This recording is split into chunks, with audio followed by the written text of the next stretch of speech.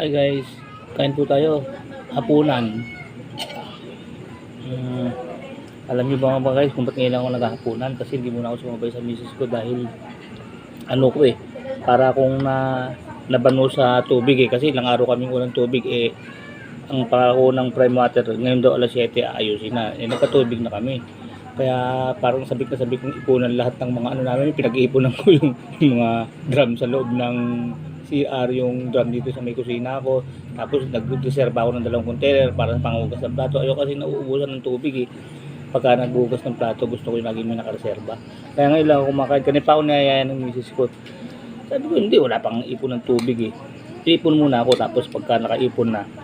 Kasi pag nakaipon na po, kailangan patayin ko na. Hindi pwedeng umiikot magdamag yun Baka umabot na naman ng 3,000 ang bili. Ganun po yun Ay, yung ulam po nga po pala, yung niluto niya kaninang tanghali. Yung kinamatisang baboy ito Di bali, minsan lang naman, hindi naman lagi-lagi. Marami namang gulay, may mga carrots, may beans, saka sabi ko lagyan mo lang ito ng konting, kung nilagyan mo ito ng saging na saba at saka konting asukal, yung asukal na brown, putsero na kako yan pero okay din naman. Pwede rin pala i-style sa putsero na hindi medyo manamis-namis, parang igigisa mo lang sa kamatis yung tapos may gulay siya. Ang galing din ng misis mo marunong magluluto ng ganito. Dati kasi nung bagong sama kami nito, nung magkasama kami sa boarding house kasi nito, may kwento ko lang po marunong pa lang magluto, kaya lang siyempre minsan nag-i-straight yan, 6 to 2, 2 to 10, 10 to 6, ganun ang mga pasok nila sa pabrika yung magkasama kami sa boarding house. Siyempre pagod sa trabaho po yan, kaya laging luto ang binibili. Doon sa tinitira namin, marami nagtitinda ng ulam ng mga luto. Panay luto ang binibili. Ako po talagang mas sapul pa po noon mag-umpisa ako magtrabaho, mahilig ako. Gusto ko nagluluto ako ng sarili kong kakainin. Kaya nung bago po kami magkasama, ako po talaga yung tagaluto. Hanggang sa bago ko mag-Saudi, alam ko ako pa rin ang palaluto Tapos ito lang mga siguro 2000, natuto lang po talaga magluluto yan. Nung na-stroke ako, kasi wala siyang no choice siya, kundi parang ako rin magiging niya nun senyorito nun kain tulog lang ako nun, tapos pagluluto niya ako. Kaya thankful din ako kahit medyo minsan lang naman, hindi talaga siguro nawawala sa bayan minsan nag-aaway kami, kasi siyempre may toyo din thankful din ako. Ganun talaga yung mga babae, inalagaan niya ako nung na-stroke ako. Siya nagluto, tapos lumabas ang talent niya, marunong pala magluto, unti-unting nadidevelop. Dati ako pag mga ganitong mga sinarsahan, ako nagluluto ng ganito.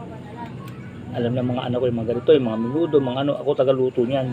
Ngayon, dati ang alam iluto nun, hindi naman sa pag-ano Di ba mapanood niya? Di balik, sige mapanood niya, totoo naman talaga. Ang hilang ilang iluto niyan, paksiw, sinigang, tapos ginataan. Basta yung mga ganitong mga kakaibang mga putahe, mga menudo, apritada, mga ganyan, mga kinamatisan, basta mga ganun. Ako nagluluto. Kasi hindi siya sanay magluluto ng ganun. Basta mga ganito kasi binibili niya lang ng luto sa bilihan. May mga binibili kami ng lutong ulam dun Ang madali lang iluto yung inaano niya, yung mga tinola, nilaga, pinakuluan tubig, pritong itlog. Joke lang pamagalit ka pag napanood mo to Hindi, naman po, hindi naman sa inaano. Basta ngayon naman, natutuwa ako kasi in fairness may mga ganito na siya ngayon, masarap magluto may mga silasahan na siya. Kumbaga sa na siya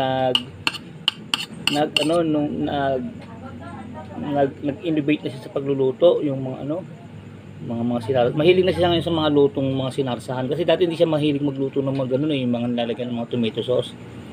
Palibasa siyempre yung ganun ang demand ng mga anak namin, siyempre gusto nila yung ganun. Siyempre mga bata hindi naman mahilig sa mga yan ako naman kahit pwede sa akin.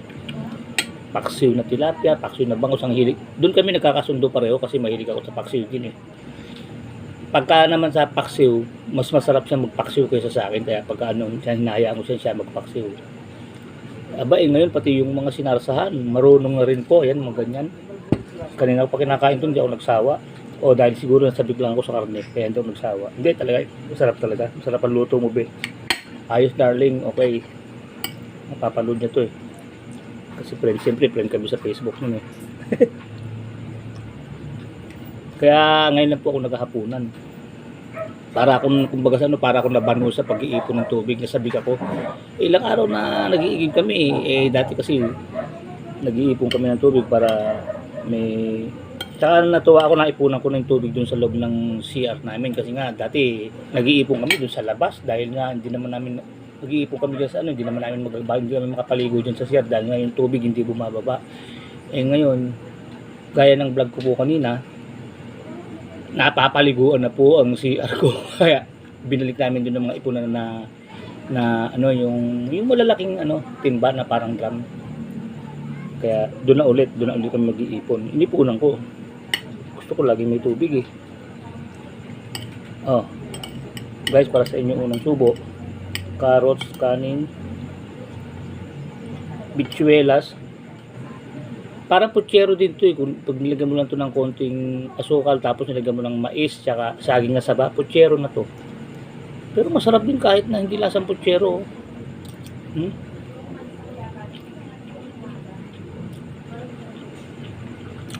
Hindi sumasarap kasi yung karne pagka may ano yun. Guys, ito naman tungkol na tayo sa pagluluto. Pag-usapan natin.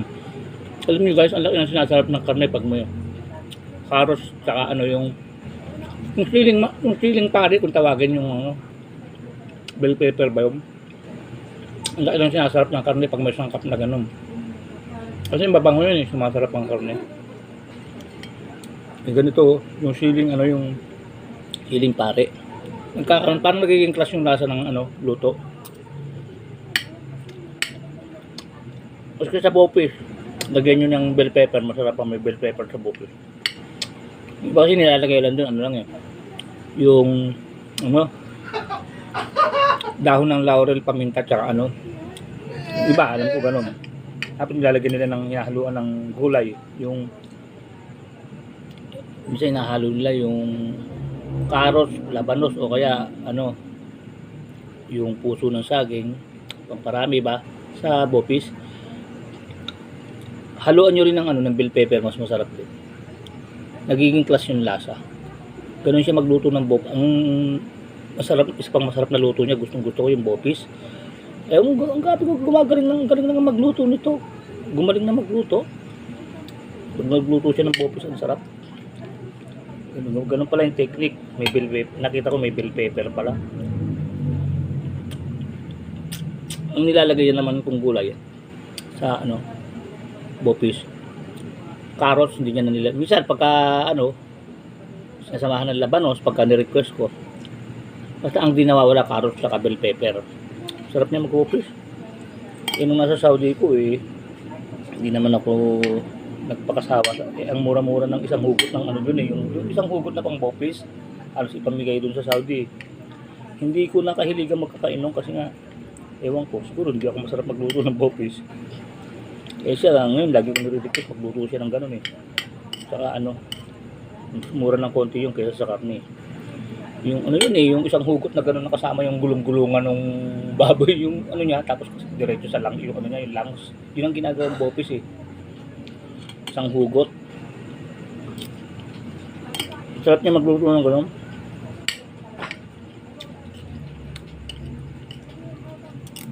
Ay, ano nga pala, sa Saudi, ano yun, yung isang hugot na gano'n, baka nga pala yun. Kasi nagkamali. Sinasabi ko isang hugot ng baboy dito sa atin, pero sa Saudi kasi ang pwede ka rin magbopis doon. Kaya lang, karamihan yung isang hugot ng lungs ng baka. Mas masarap yung kung tutusin, pero hindi ako nahilig kasi nga ewan ko, siguro hindi ako masyadong marunong magluto ng bopis. Pero siya dito yung isang hugot ng lungs ng baboy, ano yun, sa baboy, sarap niya magluto, nagustuhan ko. Kaya ano yung kaya mas mura ng konti yun kaysa sa karne ng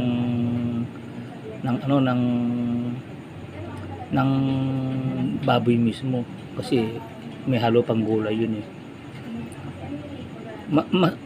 Mas masarap yung lalagay nyo siya ng bell pepper kasi yung iba ang nilalagay doon, di ba? Ano lang yung yung dahon ng laurel, paminta, tsaka ano. Mas masarap pala yung may bell pepper. Mas nagiging class ang lasa, tapos lalagyan nyo ng ang hindi nawawala sa gulay yung carrots at tsaka bell pepper. Minsan pinapalagyan ko ng labanos. Kaya ano, mas masarap. Minsan palagyan nyo ng puso, ganun. Pero mas mura po yun. Kaya tip ko lang sa inyo mga guys, sa pagbibili kayo ng lutong ulam sa mga karihan, huwag kayong papayag na pareho yung presyo ng Minudo tsaka ng Bopis kasi mas mura yun eh. Siyempre, pero bahala na rin kayo kung talagang gustong gusto niyo ng Bopis. Siyempre mas mura yun kasi ganun po talaga eh. Dapat kung mura mo lang nabili, ganun ang katulad ko. Medyo mura mo na maitinda sa kapwa mo, magbigay ka naman ng konsiderasyon. Hindi yung ang mura-mura na bili mo, ipapareho mo sa presyo ng karne ng baboy, ang mura lang naman ng isang hugot ng ganun. Alam ko kasi ang presyo nun yung lungs na yun mas mura yun tapos lalagyan mo pa ng karot saka ng labanos, lalong mas mura yun. Halos ang kinakain ng kapwa mo, hindi naman karning mahal yun, tapos may gulay pa, tapos ipe-presyo mo rin ng presyo yung Minudo. Ganun mga guys. Siyempre mas siyempre di ba sabi nga ng Panginoon, medyo magbigay ka ng konsiderasyon sa kapwa mo. Konsiderasyon bang matatawag yon? Nabili mo lang ng mura, ibebenta mo ng halos sobrang mahal sa kapwa mo. Hindi konsiderasyon ang binibigay mo nun sa kapwa mo, konsumisyon, di ba? Kasi imbis na yung kapwa mo medyo makakahoro ng konti sa sa pera niya pinagtubuan mo naman ng gusto.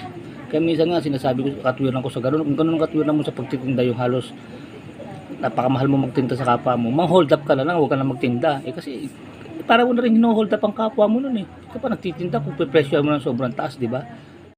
Kaya ko lang po kasi nasabi yun, mas mura yung isang hugot ng langs. Mga guys, hanggang dito lang po pala. Kuya Mon Vlog, keep safe, keep healthy, always trust God. Maraming salamat po sa Diyos.